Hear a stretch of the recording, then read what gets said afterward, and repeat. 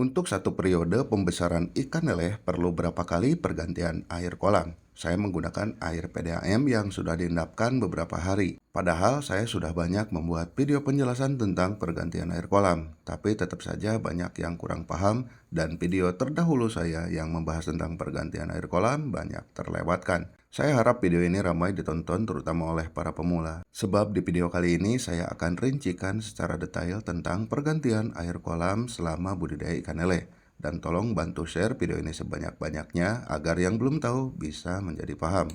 Sahabatku semua, perlu kalian ketahui, tidak ada catatan khusus dan pasti tentang berapa kali ganti air kolam selama budidaya ikan lele. Jika pertanyaan ini kamu tanyakan ke para netizen pun, pasti jawabannya akan berbeda-beda. Sejatinya pergantian air kolam itu bersifat fungsional dan mengikuti alur budidaya ikan lele yang kita jalankan. Waktu pergantian air kolam itu bukan ditentukan oleh waktu, tapi ditentukan oleh kondisi air kolam dan kondisi ikan lele itu sendiri. Terlalu kerap melakukan pergantian air kolam bisa mengikis lendir ikan lele. Apalagi kalau kalian tidak paham caranya dan hanya mengikuti teori di buku panduan atau menggunakan ilmu ikut-ikutan. Akan tetapi, lama tidak melakukan pergantian air kolam juga akan menimbulkan permasalahan. Sebab ikan lele melakukan segala hal di air kolam. Bergerak, makan, hingga membuang kotoran juga di air kolam. Sepintas juga pasti kalian akan paham akan hal ini.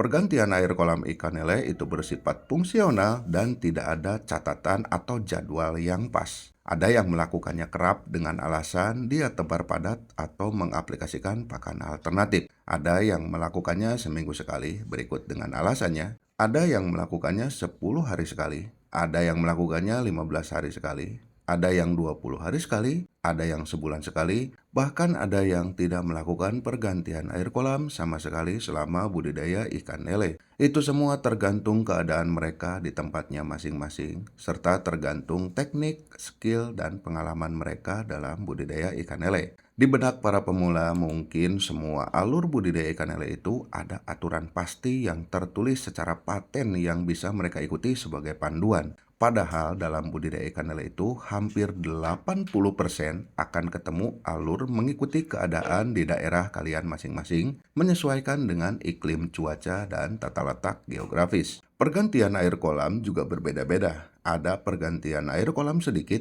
misalnya membuang beberapa persen air kolam, lalu menambahkan air baru ke kolam budidaya. Mungkin itu bertujuan untuk membuang amoniak di dasar kolam agar tidak terlalu menumpuk, dan penambahan air baru juga bertujuan agar ada tambahan oksigen baru masuk ke kolam. Ada juga pergantian air setengah kolam dan menggantinya dengan yang baru dengan alasan amoniak di dasar kolam terlalu numpuk dan ada sedikit masalah pada ikan lele, entah itu malas makan atau menggantung. Ada juga yang melakukan pergantian air kolam secara total dengan alasan air kolam sudah terlalu drop, sudah tidak layak huni oleh ikan lele, atau bau amoniak yang sangat menyengat sudah mulai tercium, dan ikan lele juga sudah terlihat tidak betah di situ. Nah, dari ketiga kriteria tadi, kalian sebagai pemula harusnya bisa menyimpulkan. Lalu silahkan praktekkan di kolam masing-masing. Semoga kalian paham dan terima kasih.